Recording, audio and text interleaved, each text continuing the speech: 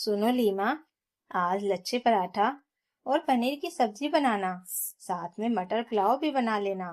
पनीर कितना लाना होगा बता देना, और भी कोई जरूरी सामान लाना हो तो वह भी बता देना। शाम को दुकान के लड़के के साथ भिजवा दूंगा।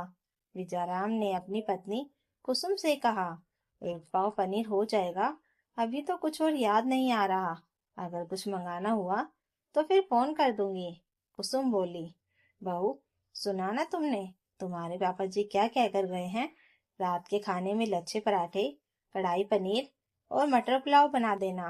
साथ में बूंदी रायता भी बना देना, अर्नब को पसंद है। कुसुम ने अपनी बहू सिया से कहा। मम्मी जी, बूंदी तो नाम मात्र की है, और मंगवा लीजिए, सबको पूरा नहीं होगा रायता। सिया ने कहा।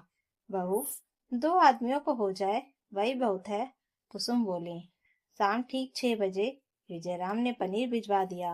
इस तरह की कोई भी चीज घर आती, जैसे पनीर, खोया या मिठाई, तो कुसुम थोड़ा हिस्सा अलग रख देती थी। इस तरह जितनी सामग्री बचती, जाहिर सी बात है सबके लिए कम ही रहती, और उतने में ही बहू को खाना बनाना होता। कुसुम ने एक पाव पनीर में से कुछ हिस्सा निकाल कर फ्रीज में रख दिया। मम्मी जी, सब्जी में एक पाव लग ही जाएगा, पनीर बेकार में फ्रिज में क्यों रख दिया आपने? सिया बोली। कल इससे नाश्ते में आलू पनीर वाले पराठे बनेंगे, और वैसे भी इतने पनीर से अच्छे से सब्जी बन जाएगी। हाथ में बरकत और खिलाने की नीयत अच्छी होनी चाहिए, कुसुम बोली। आज फिर सिया को अंदाजा हो गया कि आज भी उसे पर्याप्त सब्जी नहीं मिलेगी। कुसुम बहू को खाना बनाने को लेकर कभी सम्मान नहीं देती थी। अगर गलती से बहू ने अपने अंदाजे से सामान निकालकर रसोई बनाई तो वह ड्रामा शुरू कर देती। 2 रोटी और आधा कटोरी सब्जी भी अगर बच जाती तो वह कहती, खाना बर्बाद करने के लिए नहीं बनाया जाता। सिया बोली। मम्मी जी, भूख का अंदाजा समझ नहीं आता।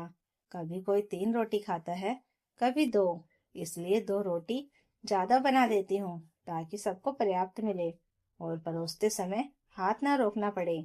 थोड़ा सा बचा हुआ खाना हम जरूरतमंद को या जानवर को भी दे सकते हैं। पर कुसुम को बहू की हर बात काटने की आदत थी, उन्हें बस अपना सिक्का मनवाना होता। शाम को कुसुम के निर्देश अनुसार सिया ने पनीर की सब्जी, लच्छे पराठे, पुलाव और बूंदी रायता बनाया। सास भी पति और बेटे के साथ बैठ गई। बहू, बहुत ही स्वादिष्ट सब्जी बनाई है, पेट भर गया लेकिन मन नहीं भरा, विजयराम बोले। रायता थोड़ा ही बना था, ससुर और पति को देने के बाद थोड़ा सा ही बचा था, जो कुसुम ने अपनी पूरी थाली में रख लिया, यह जानते हुए भी कि बहू को खाना अभी बाकी है। ये ले बेटा, सब्जी और ले ले, कुसुम ने अर्नब को परोसा। नहीं माँ, बस हो गया, अर्नब बोला। तभी कुसुम बोली। अरे बहू, मैं तो भूल ही गई, वो पड़ोस के घर से कल कटोरी में रसगुल्ले आए थे ना, उसी कटोरी में पनीर की सब्जी डालकर दे आओ। विजयराम भी बोले। हाँ बहू, सब्जी तो बहुत टेस्टी बनी है, दे आओ। उन्हें क्या पता था कि बहू के लिए सब्जी कम पड़ जाएगी। अब सिया चुपचाप किचन में गई, अपने लिए बची थोड़ी सी सब्जी कटोरी में रखी और पड़ोस को दे आई। अरे सिया, हम सबका हो चुका है, तुम भी खाना खाने बैठ जाओ, अर्नब बोला। पर सिया की खाने की इच्छा ही मर चुकी थी। ना सब्जी थी, ना रायता।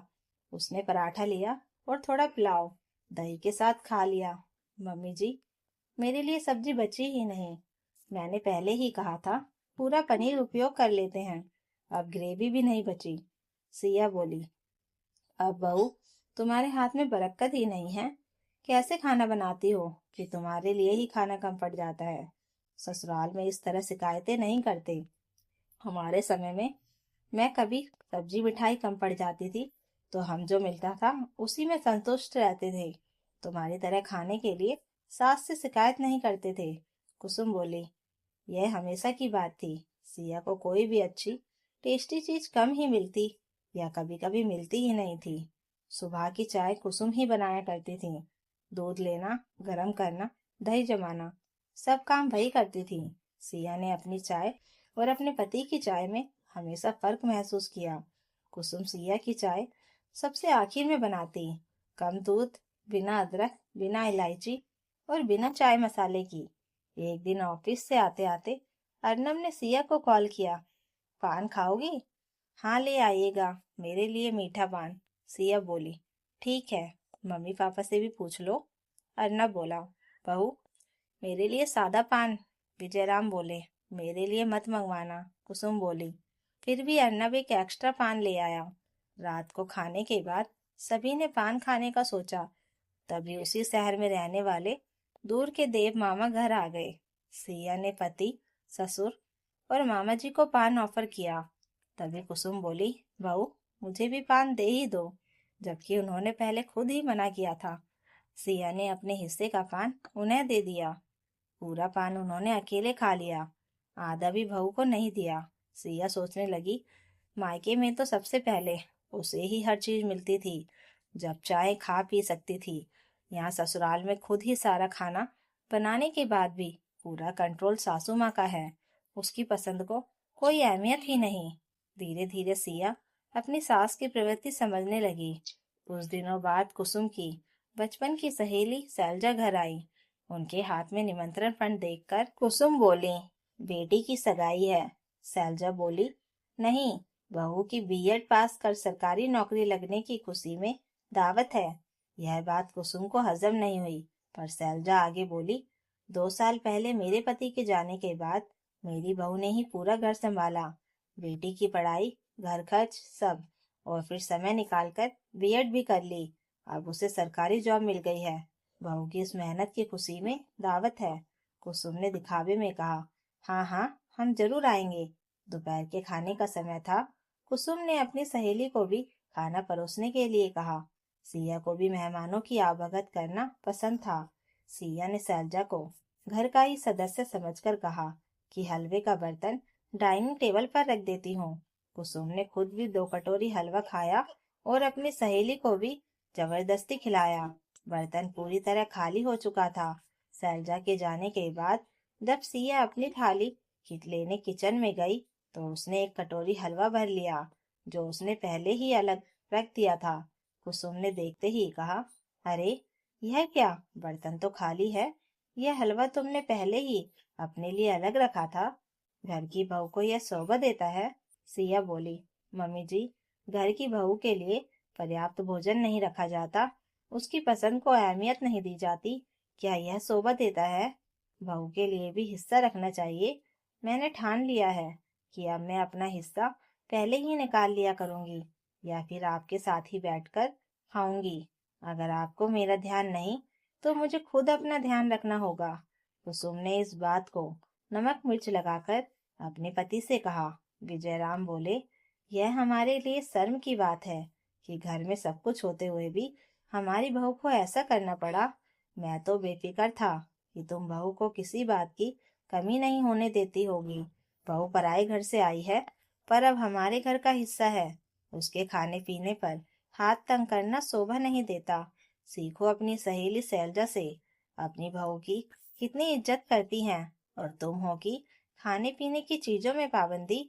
यह सब झगड़े का कारण बनता है। सुन लो, आइंदा ऐसा कभी मत करना। इसके बाद कुसुम ने बहू को पर्याप्त मात्रा में खाना देना शुरू कर दिया। कभी कभी तो कह देती, अपने अंदाजे से बना लो। उसके बाद सिया को अपने लिए पहले से भोजन निकालने की जरूरत नहीं पड़ी, और वह सबके साथ संतुष्ट होकर खाती खिलाती थी। दोस्तों, ससुराल में एक बहू पर खाने पीने में बेवजह रोक टोक नहीं करनी चाहिए। उसे भी सभी सदस्यों की तरह पर्याप्त भोजन मिलना चाहिए। शादी के शुरुआती दिनों में कई लड़कियों को यह दिक्कत आती है, मगर यह स्थायी नहीं होती। अपनी परेशानी कहना अपराध नहीं है। स्वस्थ तरीके से अपनी बात रखी जाए तो लोग सुनते हैं। ससुराल में लड़की को खुद ही धीरे धीरे खुलना पड़ता है। अपने हक के लिए आवाज खुद उठानी होती है। तो दोस्तों, अगर कहानी अच्छी लगी हो तो लाइक कीजिए, कमेंट कीजिए और हाई बटन दबाकर हमें और कहानियाँ लाने के लिए मोटिवेशन दीजिए, और चैनल को सब्सक्राइब जरूर कर लीजिएगा। Thank you for watching.